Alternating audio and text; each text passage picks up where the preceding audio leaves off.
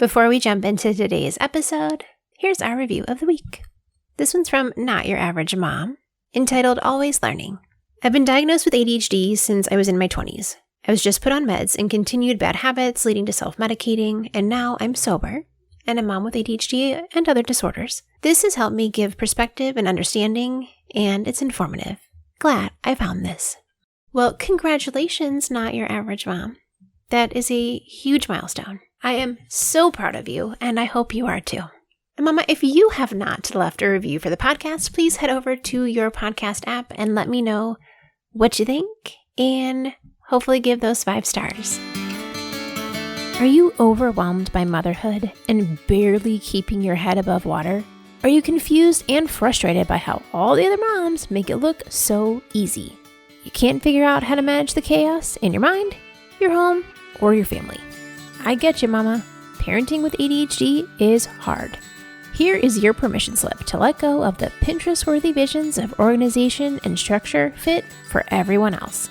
Let's do life like our brains do life, creatively, lovingly, and with all our might. When we embrace who we are and how our brains work, we can figure out how to live our lives successfully and, in turn, lead our families well. At the end of the day, we just want to be good moms. But, spoiler alert, you are already a great mom. ADHD does not mean you're doomed to be a hot mess, Mama. You can rewrite your story from shame spiral to success story. And I'll be right here beside you to cheer you on. Welcome to Motherhood in ADHD. Hey there, Successful Mama. It's your friend, Patricia Sung. Today we're talking about a topic that has come up multiple times in Lighthouse Group Coaching over the last week. And I was like, man, we gotta talk about this. This is the thing. Do you feel like you're running behind? Or you just feel behind in general? Like it's this weird, I'm just behind feeling. Sometimes we're really running behind because and one of the moms mentioned in coaching this morning was like, we're running behind because everybody in my family has ADHD. Like the routine never gets stuck to. Like we're always behind schedule. We never get to everything. And she's like, what do I do? Because one of the things we talk about a lot is like the obstacles in your day when you're trying to get your routines in place. Like we work through what those obstacles are. Like where are you getting stuck? And sometimes the obstacle is the fact that you have children. Like if you have the kid who is like always like can't find his shoe, doesn't know where his backpack is, or you have a kid who's like, well, I don't want to go to piano lessons. So like they're dragging their feet to get out the door. And so you just feel like we're always behind. In these cases where we generally are running behind and we need to be somewhere, we need to look at a few things. One is, are we making this routine or this plan accounting for like what actually happens? Like, are we looking at your real life when we make this plan? Or are we looking at like ideally what we would like this plan to look like? Or like, according to this Pinterest chore chart, this is what our afternoon would look like. Like when we start making a plan, we have to start with our actual life, the actual humans that, with which we are trying to accomplish life with, what's going on. Most of the time we make a plan for ideal world, not for what's actually going on. Because nobody wants to make a plan that's like, my routine is we're going to take 45 minutes to find everything and get out the door. Nobody wants to do that. It makes me like pain just thinking about it, right? But here's the thing. If we start our plan making it for people that don't exist in our family, like our family is never going to be successful with this routine because it's not for them. So we want to start with our plan on like what actually happens in our lives. Who are the people who are actually walking out the door with us? Like, did we make the plan for them? So maybe your plan doesn't need to be a 45-minute run through of how to get out the door because we're trying to get 3 kids under 3 out the door, or we're trying to get this kid who never knows where to stuff it out the door. In those cases, we start with like real life. Here's where we are. And then once we look at like what's actually happening, then we start looking at the obstacles we want to overcome and like, how are we going to get through those? And when we start tackling the obstacles one by one, it's a lot easier than trying to be like, oh my gosh, how are we ever going to get out the door on time for Taekwondo class because we're always 15 minutes late. When we look at the obstacles one by one, then it's not so overwhelming. Then we start looking at the pieces of it. It's like, well, if the issue is one of the kids never knows what their new stuff is, that's like a whole bucket of problems in itself of how do we help our kid learn the skills that they need in order to keep track of their things. And granted, that will then ripple out into all the other places in the week where they can't find their things. But we have to look at these pieces one by one. We can't look at the big picture. It's way too overwhelming. Then we can look like, oh, okay, well, one of the issues is like traffic's unpredictable. Sometimes it takes us 10 minutes together. Sometimes it takes us 20 minutes together. Maybe the answer is like, well, it takes us 10 minutes when we leave early enough. And when we don't leave early enough, that's when we get caught in traffic. And then it's 20 minutes to get there. So when we look at those little pieces individually, that's when we can start working through the actual obstacles that we're struggling with to keep everyone on time or on the rhythm or on the routine. The next part about looking at like when we're running behind is I have noticed a theme that when we say it's time to go, some people, when they ask like, are you ready to go? They mean like literally, are you ready to walk out the door? Some people, when you say, hey, are you ready to go? That's their cue to be like, oh, now I have to get ready to leave. So there is a difference in the people who think it's time to leave is actually like, I am exiting the door versus it's time to leave. Now I need to get ready to leave because it's time to leave.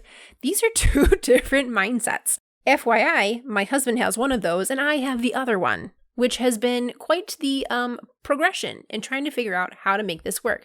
Because when he says, are you ready to leave? That's me going, I'm ready to stop what I'm doing and now go find my purse and go to the bathroom and tell my kids to put their shoes on. And so like now when I'm saying I'm ready to leave means I'm actually ready to stop the thing that I was doing and get ready. So I still need 10, 15 minutes to get out the door when you ask me, am I ready to leave? Whereas my husband, if you say I'm ready to leave, he's like, and my foot is outside.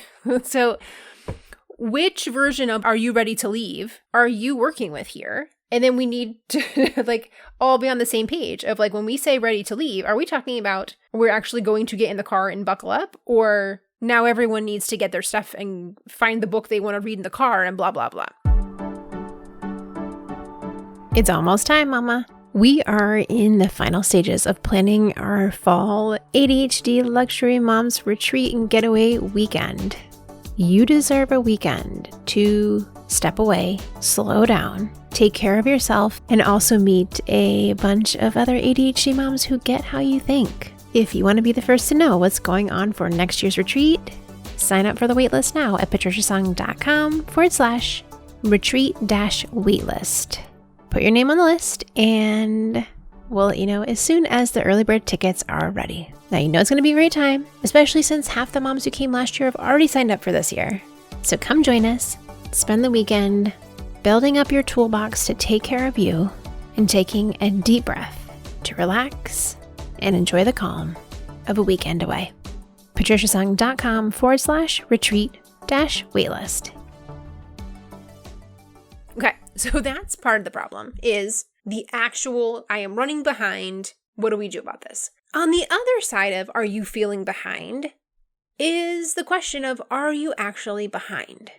Sometimes we're just accustomed to always being running behind, that when we are getting ready to leave, and we don't actually have to be anywhere in particular certain time, that we have now just assumed the posture of, I'm behind anytime I leave, and we're stressed regardless of where we're going and what's happening.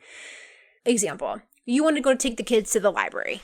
You don't have to be at the library at a certain point. You would just like to go to the library this afternoon. When we start to feel like we're behind on getting out the door to the library, we get stressed. And when we get stressed, we start getting more snippy with people. Our problem-solving brain turns off, our logic goes out the window, and we're just trying to get everybody out the door. And where's your shoes? What do you mean you don't have your shoes anymore? They were just on your feet. How'd you lose one of them? And like, we get into stress mode. And sometimes we've just adopted this posture because this is how we always leave the house. And we aren't actually behind. If we got to the library at 3:15 or 3:30, it wouldn't matter at all. But we feel like we're behind. So in these times where we feel behind, but there's no actual deadline, what I want you to ask yourself is, like, what's the goal here? Who decided the goal? Who decided you're behind? And if it turns out that you're feeling behind because you just can't seem to get all these kids out the door, then what can you do in that moment to center yourself and calm yourself and be like, oh, hey, it's totally fine if it takes us an extra 15 minutes to get to the library. Do I wish we were there sooner? Yes, I do. But it's okay. Take a deep breath and say, all right, it's going to take us a few more minutes to get out the door. What do you need? What are you missing? All right, let's go find the shoe. Where was the last time you saw the shoe? And be able to approach the exit in a very different mindset, with a very different attitude, so that we can leave the house in an unhurried fashion and be present in the moment. instead of hustling everybody out the door because that goal was made up. And then you get to decide, what's the goal you actually want? What matters to you in this situation? Do you want to choose like, hey, I don't have to be stressed about this. I am feeling stressed about it, but I don't have to be. So what can I do to take care of myself in this moment to be able to settle in and be like, I am present, I am here, I am ready to take a deep breath so that I can show up in a different way for my family. This idea of being behind, I think, is really hard for us when we have ADHD because we often feel like we're running behind. We missed something. There's often times in my business where I feel like I'm behind because there's so many ideas. I got so many ideas. Mama, I got so many ideas and I want to do them all and I can't do them all. There's only one of me and I only got school hours to do it in. But the fact that I can see 47 ideas sitting here untouched makes me feel like I'm behind. But actually, if none of those ever happen, nobody's ever going to know. I know, and that's why I am stressed about it. That's why I feel behind. But in those moments where I can stop and go, okay, am I actually behind? What's the goal here? What's important to me here? Am I actually behind? And being able to reframe that situation so that I don't feel like I haven't gotten anything done today allows us to get out of that pattern that we've adopted, that we're always behind. There's always so much to do. I'm always missing things. I didn't get this done. And when we can slow down and be like, hey, it's okay that I didn't get those things done today. I recognize that I did A, B, and C. I didn't have time for E and F. It's okay. I can do those later. Because the goal here today is to be present with my kids. My goal here today is to fill in the blank whatever thing you're working on today. So that we can start to change their mindset around, am I actually behind? Or can I let those goals that came from somebody else, from some unrealistic expectation, like, can I let those go? Because you get to decide what's most important for you. And you get to decide what the goal is. And you get to decide what matters in this moment. Then it's okay to take a deep breath and remind ourselves that the goal today is to be present. And whatever it is that is on your heart today to get done, to accomplish. If it's not checking off a whole bunch of to-do lists, maybe it's an hour of present time with one of your kids who really needs some extra love today. What matters to you? Let's make that the goal. Because you get to decide. I'll talk to you soon, Successful Mama. For more resources, classes, and community, head over to my website, motherhoodinadhd.com.